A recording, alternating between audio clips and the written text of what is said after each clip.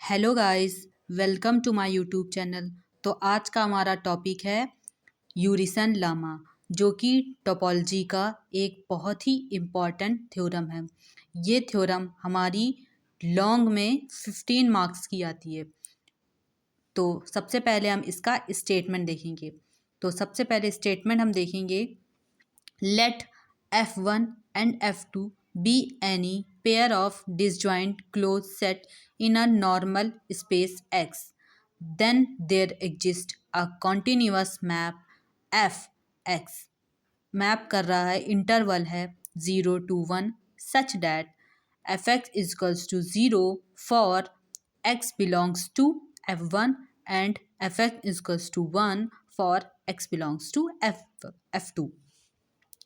तो ये हमारी स्टेटमेंट है इस थ्योरम की, जिसमें F1 एंड F2 दो डिसजॉइंट क्लोज सेट दिए रखे हैं नॉर्मल स्पेस के। तो हम इसको प्रूव करेंगे। Since F1 intersection F2 equals to 5 implies that F1 is subset of F2 dash. So F2 dash is open set containing the closed set F1 by a topological space X is normal if and only if for any closed set F and open set G containing F there exists an open set V such that F is a subset of V and V bar is subset of G। और इस statement को हम ऐसे भी लिख सकते हैं, F is subset of V is subset of V bar is subset of G। तो हमारा ये नॉर्मल स्पेस का जो टोपोलॉजिकल ये कंडीशन होती है कि F इज सबसेट होना चाहिए V का एंड V सबसेट होना चाहिए V बार का और V बार सबसेट होना चाहिए G का, जहाँ पे G जो हमारा है वो ओपन सेट है एंड जो F जो है वो हमारा क्लोज सेट है। तो हम इसको देखेंगे। नाउ देयर एग्जिस्ट, ये जो हमारा साइन है ये हमारा देयर एग्जिस्ट का साइन है। Now there exist an open set G half such that. अब हम इसी स्टेटमेंट में इस स्टेटमेंट को हम यूज़ करके यहाँ लिखेंगे कि F is subset of G half is subset of G half dash. जो G हाफ बार, इसको जो बार लगाया है इसका मतलब ये है कि अगर ये जो ओपन है तो ये बार लगाने से ये इसका क्लोज हो जाएगा। इस सबसेट ऑफ G इस सबसेट ऑफ F2 डैश। तो हम इसको इसी स्टेटमेंट का यूज़ करके ये स्टेटमेंट बनाई है। Now again G half and F2 dash are open set containing set F1 and G1/2 bar respectively. So in same manner there exist two open set G3/4 and G1/2 such that 1/4 होगा।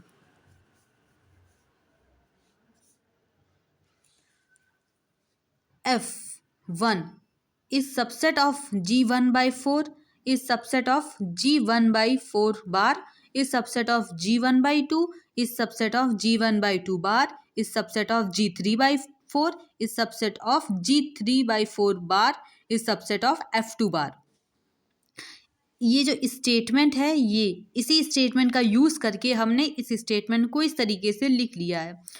फिर हम इसी manner को continue करेंगे in the form of m/2m।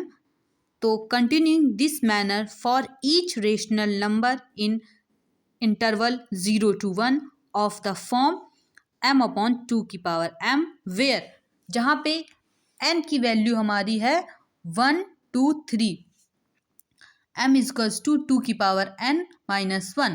Let D be the set of all dyadic number. Dyadic number means dynamic number in 0 to 1. Then there exists a collection GD. D belongs to D of, जहाँ पे D1 is less than D2 implies that F1 is subset of GD1 is subset of GD1 bar is subset of GD2 is subset of GD2 bar is subset of GD F2 dash. Let define mapping Fx जिसकी map हो रही है interval 0 to 1 such that f x equals to zero, क्योंकि जो map है f x ये zero की value है या एफ एक्स ज़ीरो, तो तब होगा if x belongs to g d for every d belongs to d and f x equals to supremum of d belongs to d, जहाँ पे x belongs to x minus g d. Now x belongs to f1, then x belongs to gd for every d belongs to d. Hence ये इससे क्या पता चला कि for every x belongs to f1 implies that fx is equals to 0. Again, if x belongs to f2, then x belongs to x minus gd for every d belongs to d. By definition से क्या पता चला fx is equals to supremum of d belongs to d belongs to d, जहाँ पे इसकी value हो जाएगी F x equals to 1. Thus f x equals to 1 for every x belongs to f2. Only to prove f is t star continuous where t star is a relative usual topology in a interval 0 to 1. Now for all interval, अब हमने इस interval को तोड़ लिया half में, तो हमारा क्या हो जाएगा interval 0 to a and a to 1 for 0. a की वैल्यू कहाँ से टेंड कर रही है 0 से 1, तो a is 0 is less than 1, 0 is less than a is less than 1 forms a sub base for interval 0 to 1. To prove f is continuous, अगर हमें ये प्रूफ करना है कि f जो है हमारा कॉन्टीन्यूअस है, तो हम क्या प्रूफ करना होगा we have to show that f inverse 0 to a and f inverse a to 1 are t open in x for every 0 is less than a is less than 1. तो सबसे पहले हम किसके लिए इंटरवल किसका वो कॉन्टीन्यूअस निकालेंगे f इनवर्स 0 to a.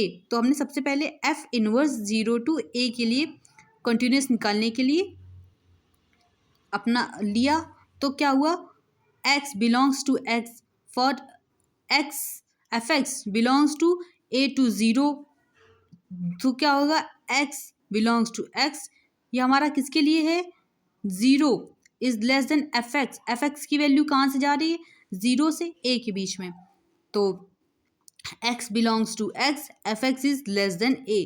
इस इक्वेशन को हमने 1 मान लिया.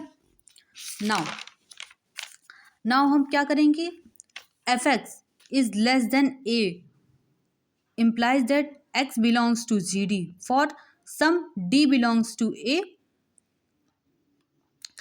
इस इक्वेशन को सेकेंड इक्वेशन मान ली. From equation first and second, ये हमारी फर्स्ट इक्वेशन थी और ये हमारी सेकेंड इक्वेशन है, तो इस इक्वेशन को दोनों इक्वेशन को लेकर के हमने लिया, तो क्या हो जाएगा f इनवर्स 0 to a, ये यूनियन हो जाएगा G D D is less than a का, तो ये तो arbitrary union of open set.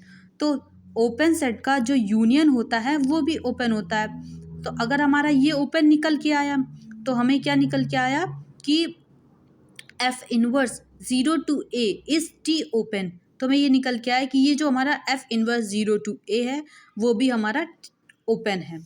Now again अभी हमने सबसे पहले f इनवर्स 0 to a लिया था, अब हम f इनवर्स a to 1 लेंगे.